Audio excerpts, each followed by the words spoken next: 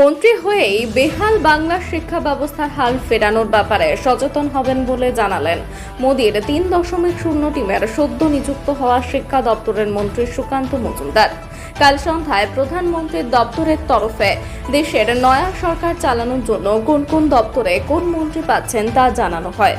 আর তারপরে গতকাল মোদির নয়া মন্ত্রিসভার জন্য শপথ নেওয়ায় বাংলার 2 প্রতিমন্ত্রীর উদ্যোগের অবসান হয়। দপ্তর বন্টন নিয়ে টানা 24 ঘন্টা সাসপেন্স থাকার পর জানতে পারা যায় বনগাঁ সাংসদ শান্তনু ঠাকুর তার পুরনো দপ্তর জাহাজ দপ্তরের প্রতিমন্ত্রী হয়েছেন।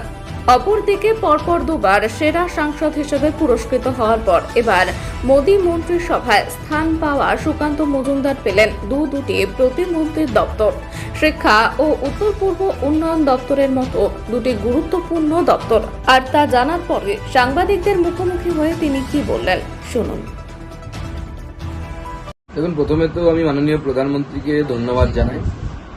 তিনি যেভাবে আমার মতো একজন সাধারণ কর্মীকে এত বড় দায়িত্ব দিয়েছেন, একটি হলো নর্থ ইস্টের মন্ত্রী প্রতিমন্ত্রী এবং তার সাথে শিক্ষার মতো এত গুরুত্বপূর্ণ বিভাগের দায়িত্ব।